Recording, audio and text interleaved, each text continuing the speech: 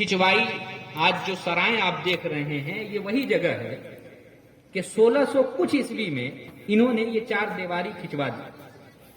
پھر اس زمانے میں قاضی خلیل الرحمان صاحب، جن کو اورنگزیب عالمگیر رحمت اللہ علیہ نے اس علاقے کی نگرانی دی تھی اور جن کے نام پر خلیل آباد رکھا گیا، قاضی خلیل الرحمان صاحب نے جب اس طرف کا رخ کیا تو دیکھا کہ تاجروں کے لیے ایک جگہ متعین کر دی گئی ہے، تو انہوں نے باقاعدہ اس کی تعمیر کرائی اور 1625 میں اس کے اندر جو مسجد ہے وہ قاضی خلیل الرحمان صاحب نے اپنے زمانے میں بنوائی تھی.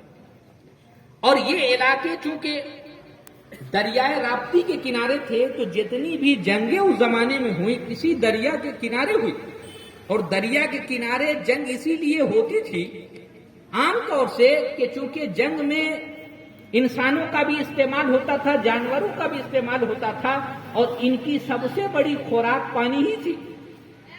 پانی کی کمی نہ ہو جانوروں کو، ورنہ جنگ کیسے لڑا جائے گا، انسانوں کو پانی کی کمی نہ ہو ورنہ یہ جنگ کیسے کریں گے. تو اس لیے عام طور سے جنگیں جو ہوتی تھی اس زمانے میں وہ دریائے راپتی کے کنارے ہی ہوتی تھی ان علاقوں میں. اور یہ علاقہ ایسا علاقہ ہے جس کا تعلق 1000 سال پہلے سے یہاں کے بزرگوں سے ہے، کیونکہ جب حضور سید سالار مسعود غازی علیہ الرحمہ آپ تشریف لائے بہرائچ شریف میں تو آپ نے اپنے خلفاء مریدوں اور اپنے سپہ سالاروں کو اپنے پاس نہیں رکھا بلکہ ان کو جگہ جگہ بھیجا. آپ نے گورکھپور کے علاقے میں بھی اپنے سپہ سالاروں کو بھیجا تبلیغ دین کے لیے، یہاں تک کہ مئو کے علاقے میں بھیجا، اعظم گڑھ کے علاقے میں بھیجا، جونپور کے علاقے میں بھیجا. آج جگہ جگہ مزارات مقدسہ موجود ہیں ان شہدائے کرام کی جن کو حضرت سید سالار مسعود غازی علیہ الرحمہ نے ان علاقوں میں بھیجا تھا. تو اسی زمانے میں حضرت بابا مبارک خان شہید رحمت اللہ علیہ، چونکہ ان کے بارے میں عام طور سے روایتیں عام کتابوں میں نہیں ملتی، عام کتابوں میں ان کے متعلق روایتیں اس لیے نہیں ملتی ہیں، ایک وجہ میں بتا دوں، چونکہ حضرت مبارک خان شہید رحمت اللہ علیہ کا نام جو ہم لوگ لیتے ہیں وہ اصل نام ان کا ہے ہی نہیں. ان کا نام روایتوں میں جو آتا ہے وہ مبارز یا مبارز ہے، مبارک نہیں نام ہے، مبارز یا مبارز ہے جو اس زمانے کا لفظ تھا. یہ نام اصل نام ہے لیکن کثرت استعمال کی بنیاد پر وہ مبارز سے مبارک ہو گیا اور عام طور سے وہی نام مشہور ہو گیا. بات سن میں آ رہی؟ پھر خان کا لفظ بعد میں لگا دیا گیا اس لیے کہ 1000 سال پہلے اس طرح ناموں کے ساتھ خان وغیرہ لفظ استعمال نہیں ہوتے تھے. ہو سکتا ہے یہ سادات لوگ ہوں، سید ہوں، آل رسول ہوں جو سید سالار مسعود غازی کے ساتھ آئے ہندوستان کے اندر، ایسا بھی تو ممکن ہے. تو بہرحال یہ تو بعد میں نام لگائے گئے. جیسے کہ آپ دیکھیے ریلوے خان شہید رحمت اللہ، بھائی ان کے بارے میں کوئی نہیں جانتا تھا.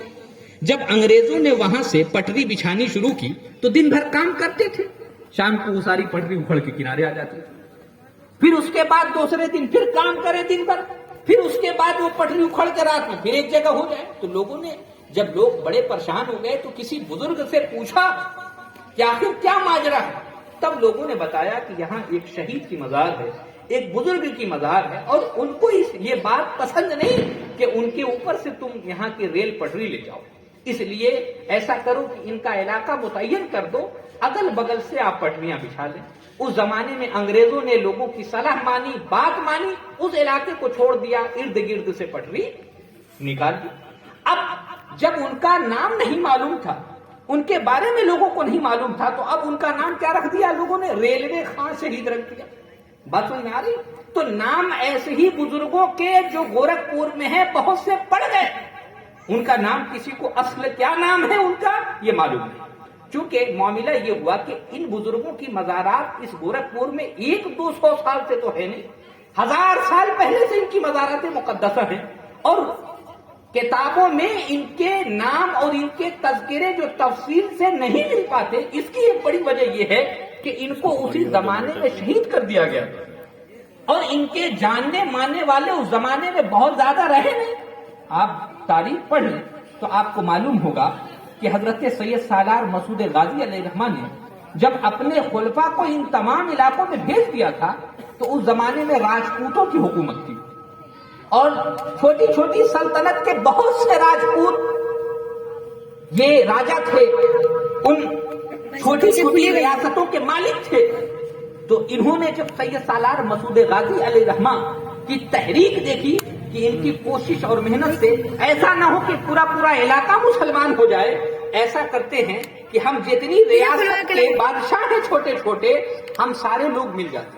تو اس زمانے میں قریب 30 سے زیادہ ریاستیں ایسی تھیں جس کے راجپوت راجا تھے، یہ سب آپس میں مل گئے اور ملنے کے بعد ایک بارگی حضرت سید سالار مسعود غازی پہ حملہ کیا تھا اور وہی بہرائچ شریف کی سرزمین پہ آپ کو شہید کر دیا گیا۔ جب سید سالار مسعود غازی شہید ہو گئے تو پھر ان کے جتنے خلفاء جن جن علاقوں میں گئے تھے اور دین کا وہاں پہ کام کر رہے تھے، ان راجپوتوں نے انہیں اکٹھا کیا، ان کو کھجوایا، تلشوایا، جو جہاں ملا وہیں پر ان کو شہید کیا۔ تو اسی لیے گورکھپور کی سرزمین پر جو حضرت سید سالار مسعود غازی کے بھیجے ہوئے لوگ تھے اور یہاں دین کا کام کر رہے تھے، ان لوگوں کو جس جگہ لوگوں نے پایا وہیں پہ شہید کر دیا۔ تو آپ دیکھیں کہیں یہاں مبارک خان شہید کی مزار ہے، کہیں چنگی شہید کی مزار ہے، کہیں کسی اور بزرگ کی مزار ہے، کہیں حضرت جو ہے کریم اللہ شاہ کی مزار ہے۔ اس طرح گورکھپور کی مختلف جگہوں پر بہت سارے ایسے مقامات ہیں جو شہیدوں کے مقام ہیں، جو شہیدوں کے یہاں مقام۔ پھر اس کے بعد آپ ادھر مئو کے علاقے میں چلے جائیے، گھوسی میں حضرت سید شہید بابا علیہ رحمہ کی مزار ہے، ان کے بارے میں بھی روایتوں میں آتا ہے کہ ان کو بھی اس علاقے میں حضرت سید سالار مسعود غازی علیہ رحمہ نے بھیجا۔ جونپور میں مزار ہے شہداء کی، مئو کی طرف مزار ہے، بلیا کے روڈ پہ جب آپ جائیں گے وہاں پہ مزار ہے۔ ان سارے بزرگوں کا تذکرہ حضرت سید سالار مسعود غازی سے ملتا ہے۔ تو معلوم یہ ہوا ان تاریخوں کو پڑھنے کے بعد کہ ان بزرگوں نے 1000 سال پہلے اسلام کی اس طریقے سے خدمت کی تھی اور ایسی سرزمین پر ان لوگوں نے اسلام کا جھنڈا اس زمانے میں گاڑا تھا۔ لیکن بہرحال یہ لوگ شہید ہو گئے اور ان کی شہادت کی وجہ سے ہی ان کے تذکرے نہیں ملتے، اس لیے کہ جہاں شہید ہوئے لوگوں نے مزار بنا دیا، پھر ان کی تاریخ بچی نہیں۔ پھر بعد میں جو لوگ پیدا ہوئے، جن لوگوں نے ان مزارات مقدسہ کو دیکھا، ان کے خواب میں وہ بزرگ تشریف لائے، یا جو اس زمانے میں صاحب نظر تھے، اولیاء اللہ تھے، انہوں نے اپنے کشف سے جانا کہ یہاں کس بزرگ کی مزار ہے، انہوں نے جو بتایا ان سے ہمیں معلوم ہوتا ہے کہ فلاں جگہ فلاں بزرگ کی مزار ہے، فلاں جگہ فلاں بزرگ کی مزار ہے۔ آپ ایک کتاب میں بتاتا ہوں، اس کتاب کا نام ہے، ایک تو کتاب آتی ہے تاریخ معظم آباد کے نام سے، یہ گورکھپور کی تاریخ ہے۔ آپ کو معلوم ہے کہ گورکھپور کا پرانا نام کیا ہے؟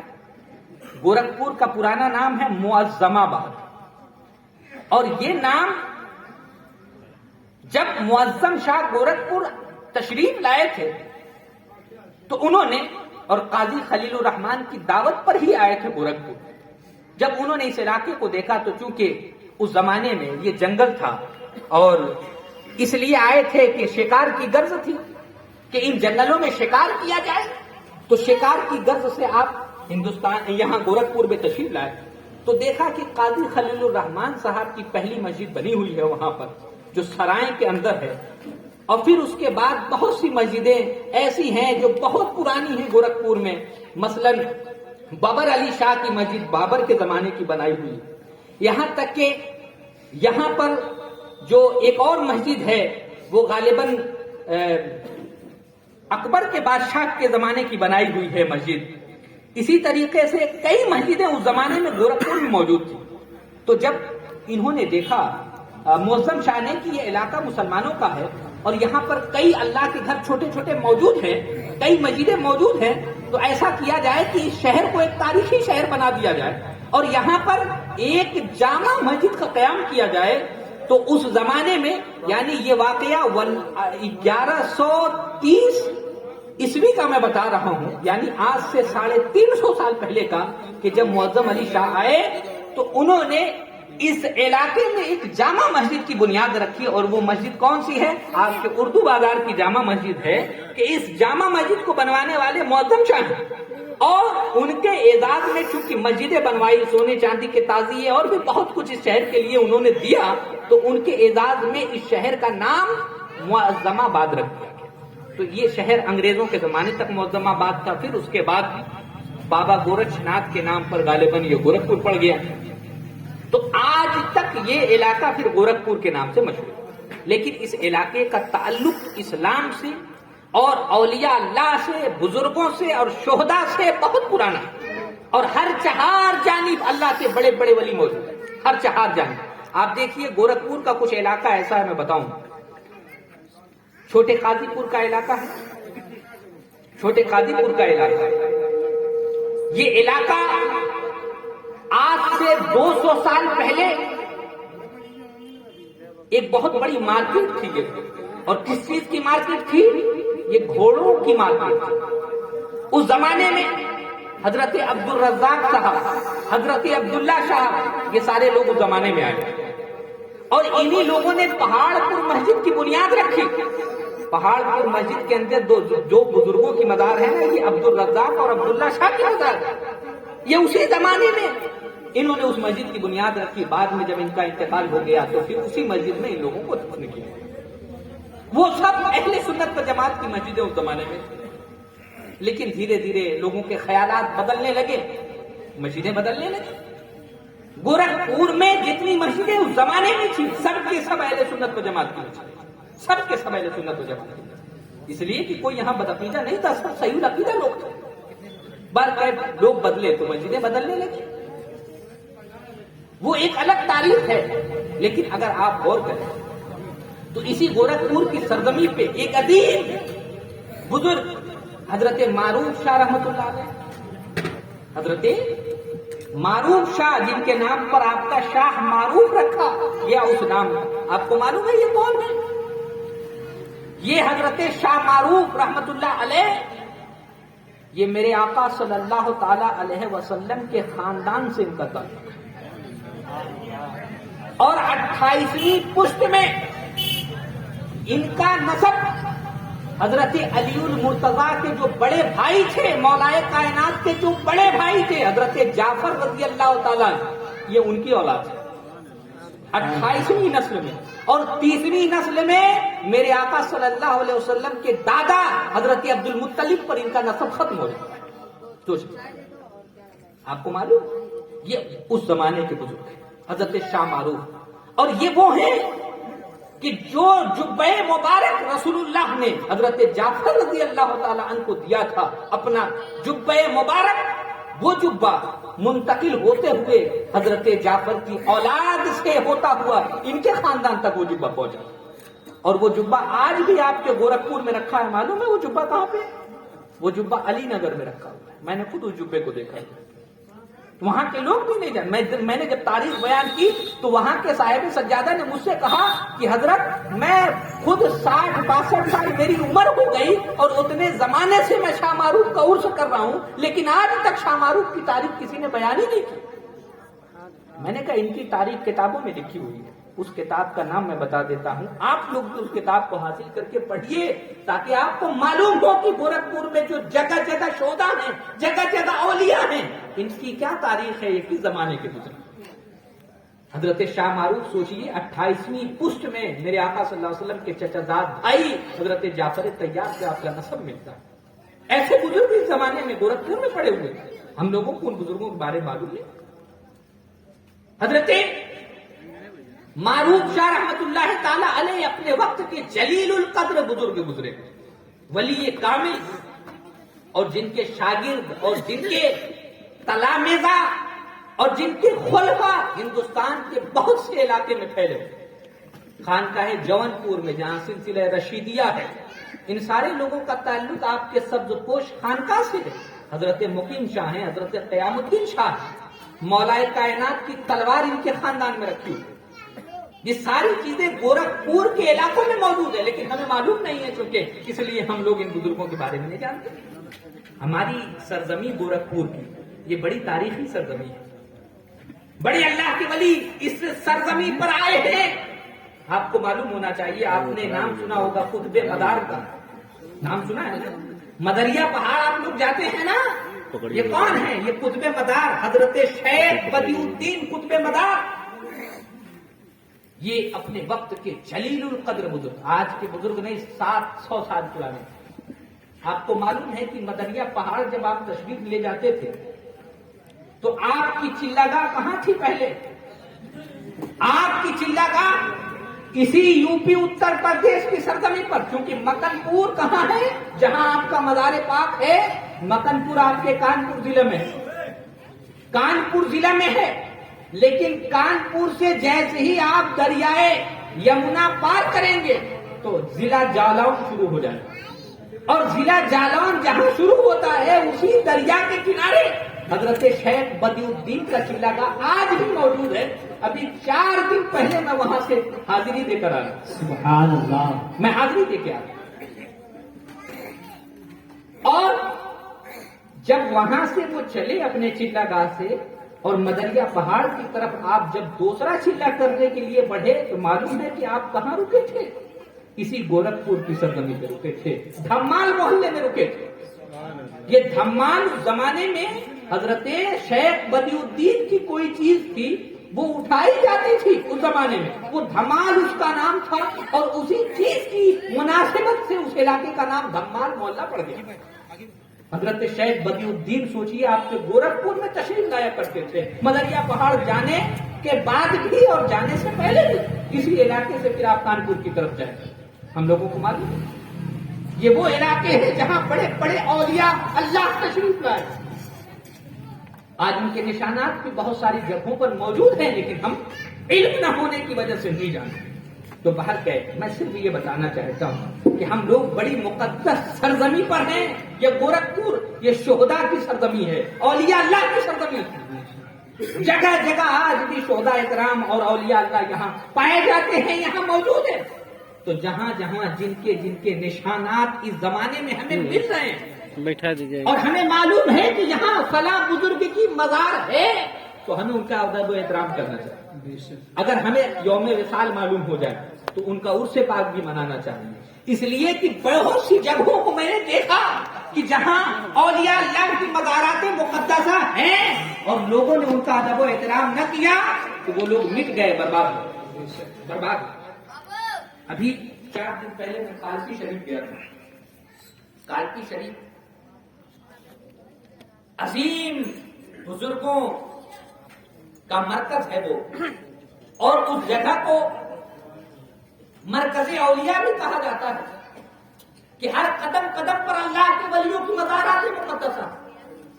میں نے اپنی آنکھ سے دیکھا، اس لیے کہ میں بہت سی جگہوں پر گیا، جانے کے بعد میں نے دیکھا کہ کچھ مزارات مقدسہ تو ایسی ہیں جن کو توڑ کے لوگوں نے مندریں بنا لی، مزار کو توڑ کے مندریں بنا لی لوگوں نے۔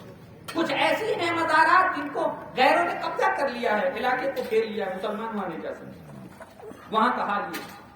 اور اسی بدعملی کی وجہ سے 1-2 مرتبہ نہیں 3 مرتبہ کالکی شریف پلٹ دی، اس سرزمین پلٹ دیا گیا تھا اس زمانے میں۔ آج بھی وہاں گڈھے اونچے نیچے آج بھی علاقے میں، جب آپ تاریخ پڑھیے کالکی شریف کہ ایسے ایسے جلیل القدر بزرگ وہاں آرام فرما۔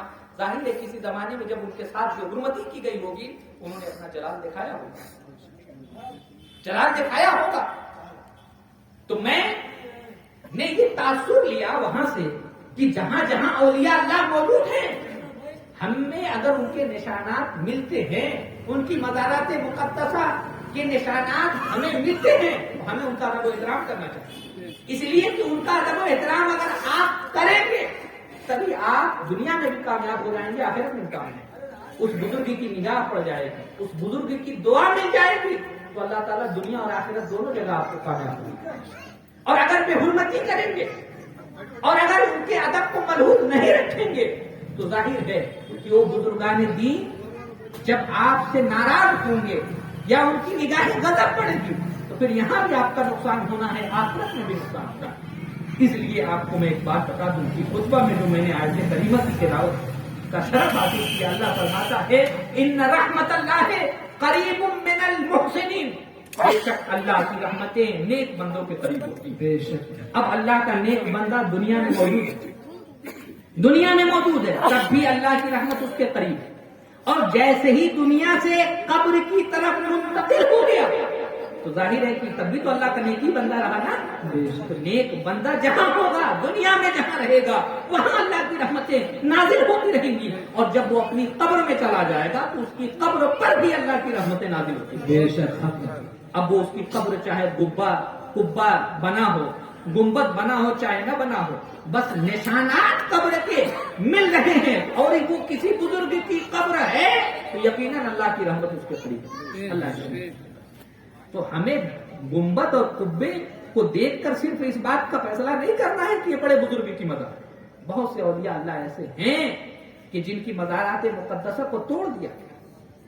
میں جب کالپی شریف سے آ رہا تھا تو راستے میں ایک مزار دکھا ہے، وہاں پہ وہ تابعی کی مزار ہے۔ تابعی کسے کہتے ہیں معلوم ہے؟ تابعی اسے کہتے ہیں جنہوں نے اپنی آنکھوں سے نبی کے صحابہ کو دیکھا، نبی کے صحابہ کو دیکھا، اور صحابی اسے کہتے ہیں جنہوں نے ایمان کی حالت میں رسول اللہ کو دیکھا۔ وہ تابعی ہیں، 1350 سال پرانی ان کی مزارات ہیں۔ آج ایک چھوٹی سی مزار بنا دیا کہ ارد گرد کے سارے چبوترے ان کی مسجدیں سب توڑ دیے اور سڑک میں شامل کر دیا۔ کچھ لوگوں نے بتایا کہ ہو سکتا ہے کچھ دنوں کے بعد جب اس چوراہے کو بڑا کریں تو یہ مزار بھی ختم کر دیں۔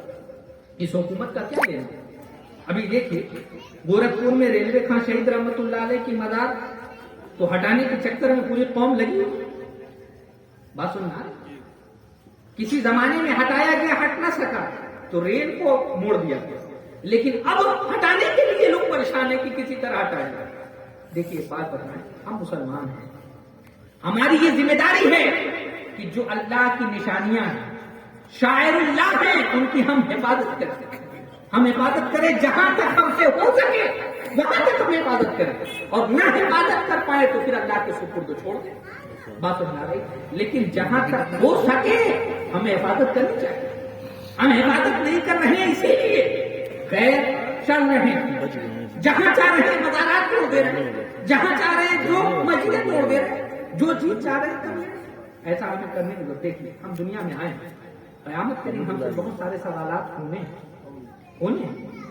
اور ہم دنیا میں کسی غلط چیز کو ہوتے ہوئے دیکھیں اور نہ بولیں تو قیامت کے دن اس کا بھی سوال ہوگا۔ میرے آقا صلی اللہ علیہ وسلم کی حدیث ہے، یہ مشکات شریف کے اندر حدیث ہے، میرے آقا فرماتے ہیں غلط دیکھ کر خاموش رہنے والا